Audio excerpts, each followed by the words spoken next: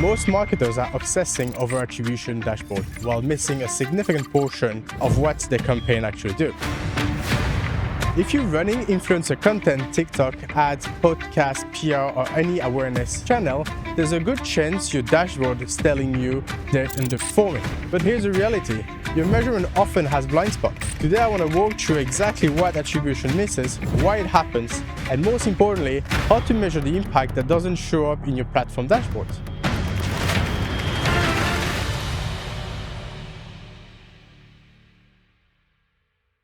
At the end of this video, you'll have 6 specific methods you can implement that build demand without driving direct trackable conversion. Let's dive in. Method 1, mid-funnel modeling. The core idea is simple. Instead of only measuring final conversion, which might happen offline or weeks later, track the value of each early signal that happens before the purchase.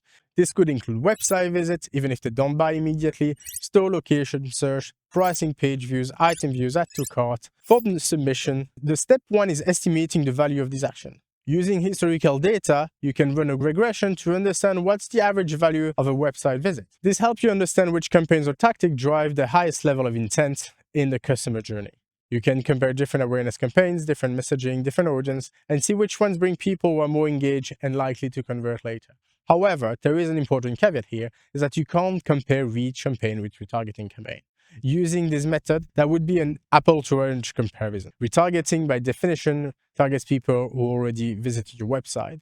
So of course, they'll show higher intent metrics. You need to compare like we like awareness campaigns with other awareness campaigns, for example. Now, this will great for channels that drive direct traffic. But what about zero-click content? Podcasts, traditional media, some organic social posts, PR channels, OOH, YouTube reach, where people don't click through immediately, but still remember your brand.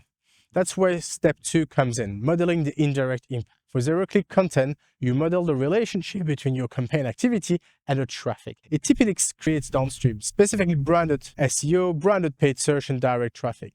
I usually smooth the data with a 7-day moving average to remove the weekly seasonality, and you get cleaner signals. No, a quick note on the implementation, you need to export your GA4 data to BigQuery, which is critical for data quality. Raw GA4 data is full of bots, and you need to clear that truthfully before running any analysis. The key takeaway, first, estimate the value of your mid-funnel action using historical data. Then for channels that drive traffic, multiply the traffic by the estimated value. And for zero-click content, model the impact on branded search and direct traffic, which you can then value. This is how you capture the indirect effect that attribution misses. Method 2, share of search. This one is one of my favorite leading indicator of brand strength, and it's surprisingly underused, especially for businesses with long consideration cycles and offline sales. Share of search means what percentage of the total search volume in your category is for your brand versus competitors. According to the IPA Share of Search think tank, which analyzed 30 case studies across 12 categories and 7 countries, share of search correlates on average with 83% of brand market share. What's even more powerful is that change in share of search tend to precede change in market share. The lead time varies by category. For energy company, it's about 0 to 3 months. For mobile handset, it's about 6 months. And for automotive, 9 to 12 months, as per the data. It shows you where your market share is likely heading before it actually shows up on your sales data.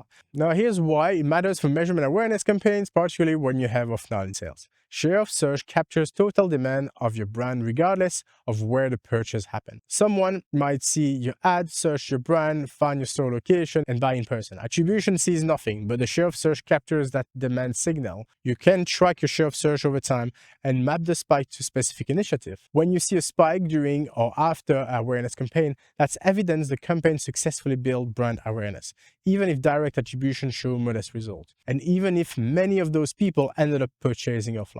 The IPA data also shows something important.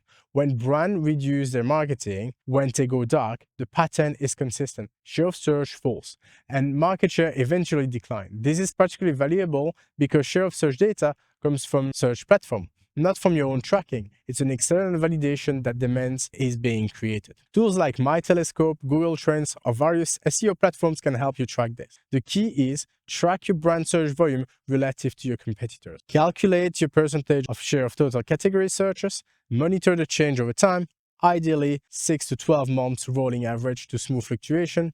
Map spikes to your marketing initiative. If your awareness campaigns are working, you should see your share of search trending upward, especially during and after a campaign. This doesn't mean attribution was wrong about what it measured. It means attribution couldn't see the full picture. The brand momentum building in the background that will drive future revenue, both online and offline.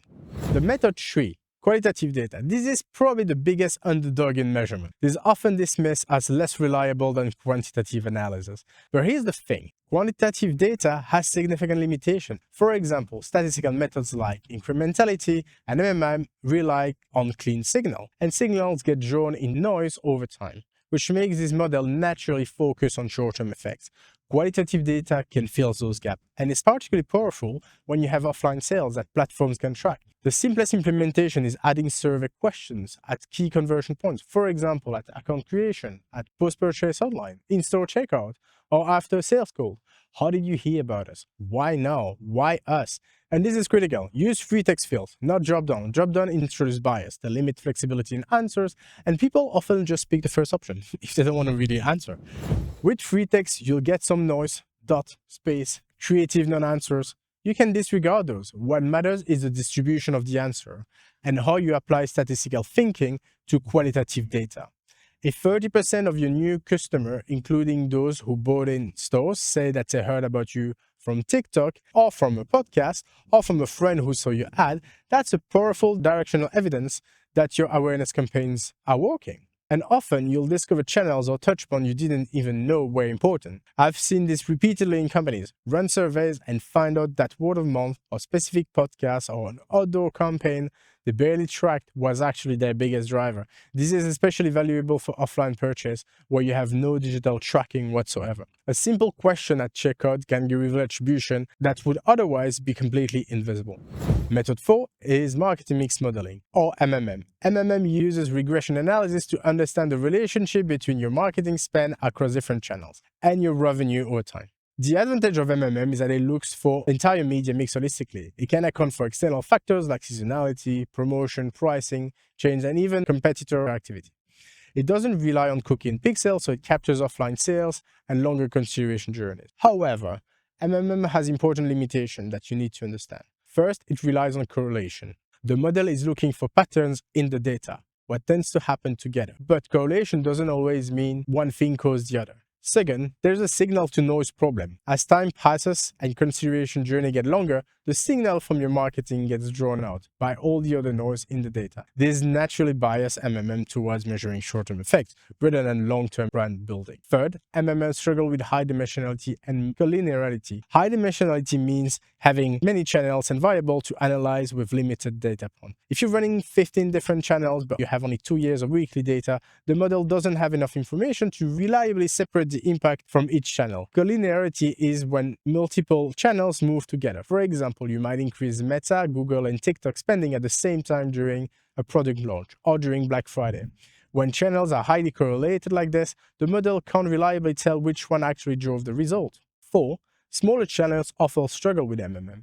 If a channel represents only 5 or 10% of your spend, the model may not have enough signal to accurately measure its impact, especially if that impact is diluted over time. This is why everything MMM tells you needs to be validated with another method, ideally incrementality testing, but also qualitative data, share of search, mid-funnel analysis.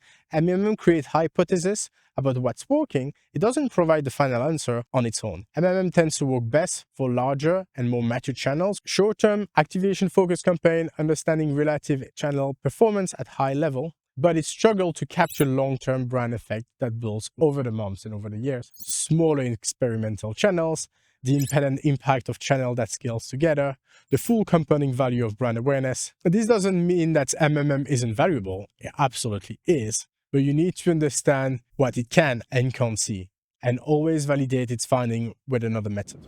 Method 5 is incrementality testing. This is where you run control experiments, typically geographic holdout, to isolate the true incremental impact of a marketing channel. The basic idea, you have test group that sees your ad and control group that doesn't. The difference in conversion between your test group and your control group is your incremental lift. The advantage of incrementality testing is because we work in a controlled environment, it provides more just than correlation. In theory, you're actually measuring what wouldn't have happened without your marketing. However, Incrementality testing has the same signal-to-noise channels as MMM.